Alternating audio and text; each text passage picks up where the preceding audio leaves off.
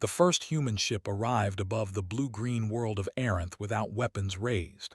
It came slowly, carefully, as if it feared breaking something fragile. From the observation balcony of the floating city, Lyra watched the ship with bright, curious eyes. Its shape was strange to her, hard lines instead of flowing curves, metal instead of living crystal. It looked rough, almost ugly. And yet it carried humans, the newest species to step into the wider galaxy. Lyra was not impressed, at least not at first. She was young by her people's standards, but already known for her sharp mind and restless curiosity. She had studied the reports about humans, small, soft, no natural claws or armor, a species that should have vanished long ago in a hostile universe. And yet they had crossed stars. They had survived wars, disasters, and their own mistakes. That alone made Lyra curious. When the council announced that a human cultural liaison would be staying in the city, Lyra volunteered immediately. She did not say why. Some assumed it was duty. Others thought it was simple curiosity. The truth was more personal. She wanted to see what kind of being could survive without being born strong. Captain Elias Ward stood in the arrival hall when Lyra first saw him. He wore a simple uniform, dark blue, with small marks on the shoulders. He looked around with open interest, not fear. That surprised her. Many visitors looked overwhelmed by the floating platforms, the glowing air bridges, the distant singing hum of the city itself. Elias only smiled. He was taller than she expected, though still smaller than many of her people. His movements were careful but not stiff. His eyes moved constantly, taking in details. Lyra noticed that right away. He was not distracted by beauty alone. He was studying. When their eyes met, he inclined his head slightly. Not a bow, not a challenge, a greeting. "Captain Elias Ward," he said, using the translator pinned to his collar. "It's an honor to be here." Lyra tilted her head. "You sound calm," she replied. "Most outsiders are not." Elias gave a small shrug. "I've learned that fear makes everything harder." Interesting, she thought. Over the next few days, Lyra guided Elias through the city. She showed him the gardens that floated on controlled gravity fields, the living buildings that adjusted to weather and mood, the public memory pools where history was shared through light and sound. Elias asked questions. Many questions. He never assumed. He never mocked what he didn't understand. Still, Lyra was not convinced. Humans, she believed, were good at talking. Words were easy. What mattered was action. Among her people, bonding was not simple. Trust had to be earned.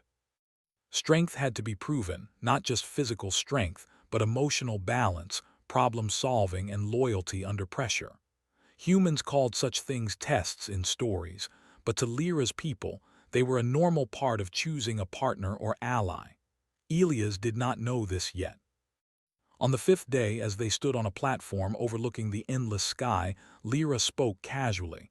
"Captain Ward, may I ask you something?" "Of course." "Why did you volunteer for this assignment?" Elias considered the question. "Because first contact isn't just about treaties.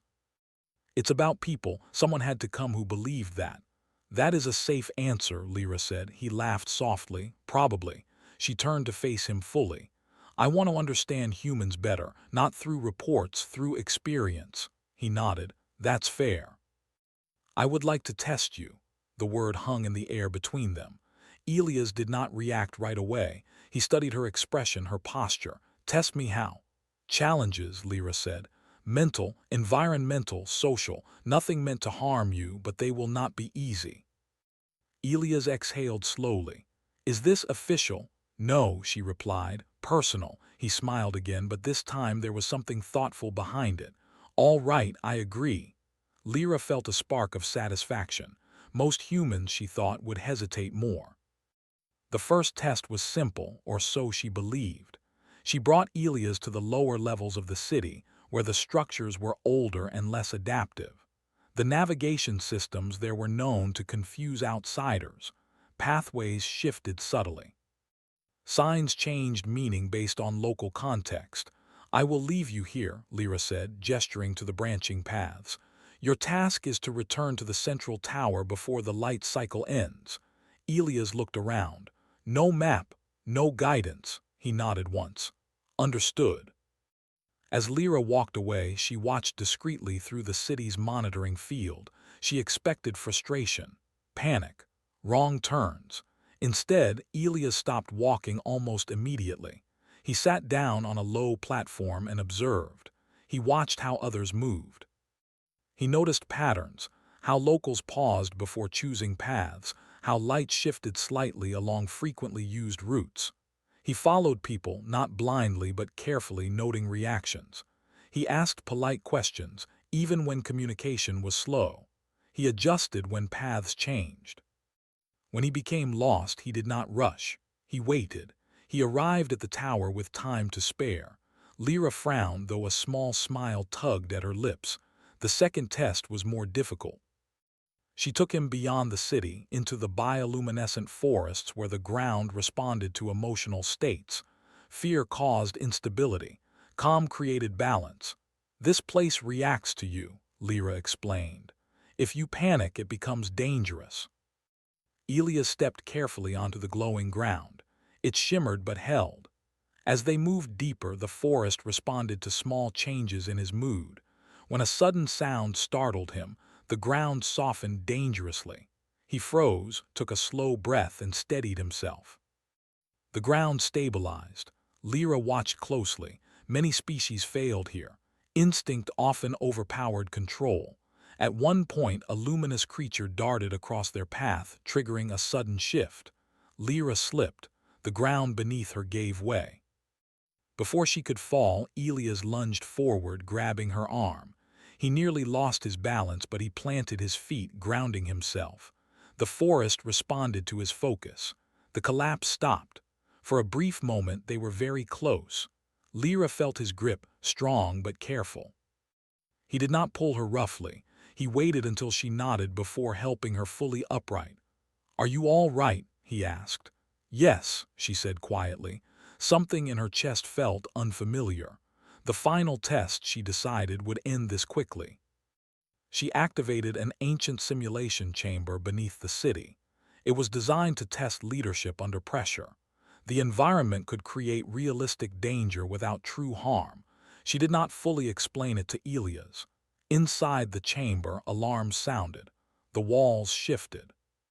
A projection showed a failing energy core. Virtual civilians appeared, panicking. "You must choose," Lyra said, her voice echoing.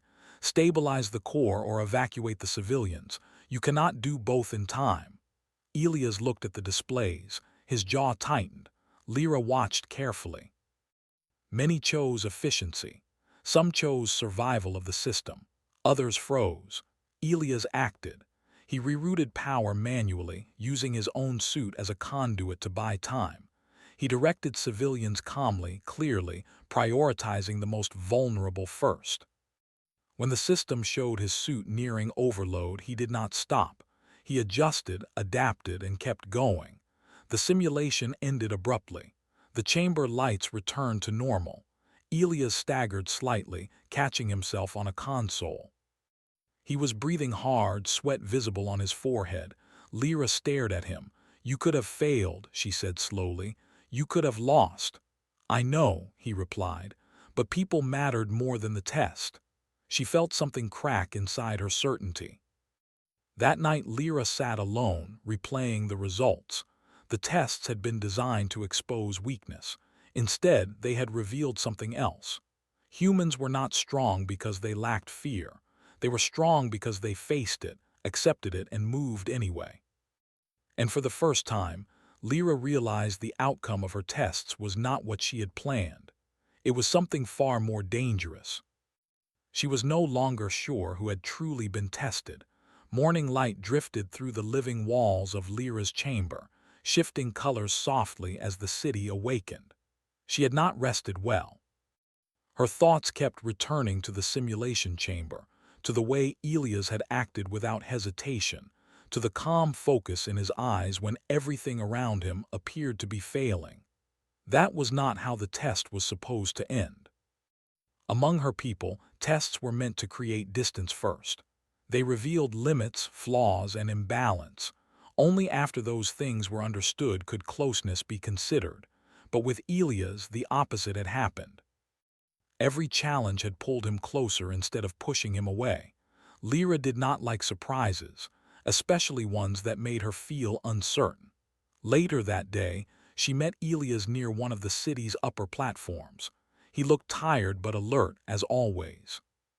He greeted her with the same respectful nod. "You wanted to see me?" he asked. "Yes," Lyra replied. "There will be another test." Elias raised an eyebrow slightly but did not protest. "All right." She studied his face, looking for doubt or annoyance. There was none. Only quiet acceptance. This time, she took him far beyond the city, to the boundary zone where Aranth's atmosphere thinned, and the land became harsh and uneven. Sharp crystal formations rose from the ground like frozen waves. Wind howled constantly, carrying fine particles that could interfere with sensors and technology. "This region disrupts artificial systems," Lyra explained as they walked. "Navigation tools are unreliable here." Elias tapped the device on his wrist, watching it flicker. "I see that. This test is about trust," she said. "Not yours, mine." He glanced at her, surprised, but said nothing. As they moved deeper into the boundary zone, the sky darkened slightly, clouds forming strange geometric patterns. Lyra felt the familiar hum of the planet's deeper systems beneath her feet. This land was alive, but it did not welcome outsiders. Without warning, the ground trembled. A section of crystal collapsed nearby, sending shards skidding across the surface. Elias reacted instantly, pulling Lyra back just as a sharp fragment sliced through the air where she had been standing. "Are you hurt?" he asked, scanning her quickly. "No," she said, "but this is worse than expected." The tremors continued, spreading outward. The planet was responding to something. Lyra closed her eyes briefly, focusing. She felt imbalance, fear, urgency, disruption. Then she realized the truth. "This is my fault," she said quietly. Elias looked at her sharply. "What do you mean?" "I pushed the systems too far with the simulation chamber," she admitted. "I awakened an old defense response. It thinks you are a threat." The wind grew stronger.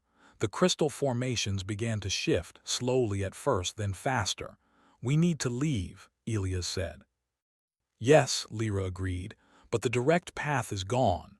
They stood still for a moment, the ground vibrating beneath them. Lyra felt something unfamiliar tightening in her chest, concern, not for the test, for him. Elias studied the terrain. "Is there another route?" "There is," she said, "but it is unstable and dangerous." He nodded. "Then we take it." They moved carefully, adjusting their pace with each tremor. Elias stayed slightly ahead, clearing loose debris, testing each step before signaling her to follow. He did not rush her. He did not question her decisions. He trusted her knowledge of the land, even as the land itself seemed to turn against them. At one point, a sudden shockwave threw Elias off balance. He fell hard against the crystal ground, his suit absorbing most of the impact but not all. Lyra rushed to his side. "You are injured," she said, seeing a tear in the fabric and blood beneath. "It's fine," he replied through clenched teeth. "Just slow me down." "That is unacceptable," Lyra said firmly. She helped him up, adjusting her pace to match his. She focused, calming her own thoughts, steadying her emotions. The ground responded slightly, the tremors easing just enough to allow them to continue. Elias noticed. "You're controlling it," he said. "Not controlling," she replied. "Listening." They finally reached a narrow passage between two massive crystal ridges. The vibrations lessened as they moved through, until at last the wind softened and the sky brightened. They were safe. Elias leaned against a rock, breathing heavily. Lyra activated a healing field, carefully tending to his wound. Her hands were steady, but her thoughts were not. "You could have turned back," she said quietly. "Left me." He looked at her, surprised. "Why would I do that? This situation exists because of my actions." Elias shook his head slowly. Leadership means owning mistakes, not abandoning people because of them. She finished sealing the wound and withdrew her hands. For a long moment, neither spoke. Back in the city, word of the incident spread quickly. Some of the elders were displeased. They questioned Lyra's judgment, her personal involvement, her decision to continue the tests. Elias was summoned before the council. The chamber was vast, filled with soft light and layered platforms where the elders observed silently. Lyra stood beside Elias, though tradition suggested she should remain distant. One elder spoke. "Human, you were placed in multiple trials not meant for your species. Why did you endure them?" Elias answered calmly. "Because understanding requires effort. And because I believed the one testing me was acting in good faith." Another elder leaned forward. "And now, do you still believe that?" Elias glanced briefly at Lyra, then back to the council. "Yes." Lyra felt a strange warmth at his words. The elders withdrew to confer. Time passed slowly. Finally, the lead elder spoke again. "The tests are concluded," they said, "but their outcome is unclear." Lyra stepped forward. "I accept responsibility for that," she said. "The tests revealed more than I intended." The elder studied her carefully. "Including yourself?" "Yes," Lyra replied honestly. The council dismissed them. Later, Lyra and Elias stood again on the high platform overlooking the endless sky. The city glowed beneath them, calm and alive. "I did not expect this," Lyra said softly. "Neither did I," Elias replied. She turned to face him fully. "The tests were meant to measure you, but instead they changed me." He considered her words. "Change isn't always bad." "No," she agreed, "but it is dangerous. It creates attachment." Elias met her gaze steadily. "Attachment creates responsibility." Silence stretched between them, not uncomfortable but heavy with meaning. "I don't want to test you anymore," Lyra said at last. He smiled gently. "Then what do you want?" She looked out at the sky, at the stars beyond her world. "I want to understand what happens when two very different beings choose trust instead of challenge." Elias did not answer immediately. Then he said, "That sounds like a journey, not a test." Lyra felt something settle inside her. Calm, certainty. She had begun this wanting to prove that humans were weak. Now she feared the truth was far more powerful. And she was not sure she was ready for what came next. The city of Aranth prepared for celebration, though few knew the true reason behind it. Lights shifted into warmer colors. Floating platforms aligned into wide open paths. The living structures hummed softly, sharing energy and balance. To outsiders, it looked like a festival of friendship between worlds. To Lyra, it felt like a moment of decision. She stood alone near the highest platform, watching the sky change as Aranth's twin suns moved apart. Her people believed such moments revealed truth. She hoped they were right. Since the council meeting, things had changed. Not loudly, not suddenly, but in quiet ways that were impossible to ignore. Elders who once questioned humans now observed them with more interest.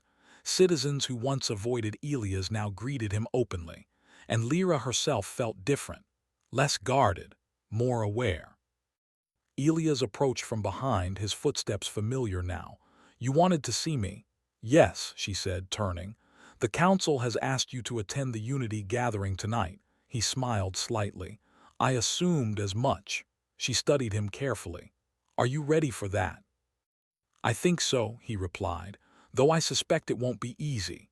"No," Lyra said, "it will not." The gathering was more than ceremony. It was symbolic. For the first time, a human would stand beside an Arinthian not as a visitor but as an equal participant. Some supported it. Others feared it. As they walked together through the city, Lyra sensed tension beneath the calm surface. She felt whispers through the living structures, subtle emotional currents, curiosity, hope, doubt. Elias noticed her quietness. "Something's wrong." She hesitated, then spoke honestly. "If this goes poorly, it will not just affect you. It will affect future contact between our worlds." He nodded. "Pressure doesn't bother me." "That is not what worries me," she said softly. "What worries me is that I care whether you succeed." He stopped walking. Lyra realized what she had admitted and felt her pulse quicken. Among her people, such words carried weight. Elias looked at her with seriousness, not surprise. "Lyra," he said, "from the moment you challenged me, I knew this was more than curiosity. I accepted because I wanted to understand you too." She searched his face, sensing no deception, only sincerity. Before she could respond, a deep vibration rolled through the city. The lights flickered. The hum changed tone. Lyra froze. "That's not normal." Elias activated his communicator, scanning. Multiple energy fluctuations. Not natural. The celebration halted. Platforms shifted into defensive alignment. A warning signal echoed through the city, low and steady. "The planetary defense system," Lyra whispered. "It's activating fully." "But why?" Elias asked. Her eyes widened as understanding struck. "Because of fear." From the outer atmosphere, unfamiliar shapes appeared. Sleek, angular vessels, dark against the light. A non-aligned species, long rumored but never confirmed, had entered the system. "They are observing," Elias said, "testing reactions." "Just like I did," Lyra murmured. The irony cut deep. The council summoned Elias and Lyra immediately. The elders' calm faces now showed concern. "These outsiders have approached other worlds," the lead elder said. "They provoke, they study responses. Weakness invites invasion." Elias stepped forward. "Then show them unity." Some elders hesitated. Others looked thoughtful. Lyra spoke next. "They feed on division. If they see humans and Erinthians standing together, not hiding, it will change their calculations." Silence followed. Finally, the lead elder nodded. "You will act together, not as test subject and observer, as partners." The decision sent a ripple through the chamber. On the highest platform, visible from orbit, Elias and Lyra stood side by side. No weapons, no shields raised aggressively, just presence. Elias transmitted a simple message into open space. Not a threat, not a plea. "We are not alone," he said, "and we choose cooperation." Lyra extended her senses, amplifying the city's calm. The living structures responded, stabilizing energy patterns, projecting balance instead of fear. For a long moment, nothing happened. Then the dark vessels shifted position. Their formation loosened. Sensors indicated withdrawal. "They're leaving," Elias said quietly. A soft wave of relief passed through the city. The gathering resumed, but it felt different now. Real, earned. Later, as the city settled into peaceful rhythm once more, Lyra and Elias returned to the quiet platform overlooking the stars. "That was not a test," Lyra said. "No," Elias agreed. "That was a choice." She turned to him. "I wanted to prove humans were fragile. Instead, I learned they are resilient in ways we are not." He smiled gently. "And I learned that strength doesn't always look like force. Sometimes it looks like trust." She took a slow breath. "Among my people, choosing a mate is not about challenge anymore. It is about shared purpose." He did not interrupt. "I choose you," Lyra said simply, "not because you passed my tests, but because you changed what I believed strength was." Elias felt the weight of her words and honored them with care. "Then I choose you too, not as a symbol. As a person." Above them the stars burned steadily. The galaxy was vast, dangerous, uncertain. But on that platform between a human and an alien girl who had wanted to test him, something rare had formed. Not dominance, not victory, but understanding. And that, more than any test, was what would change everything.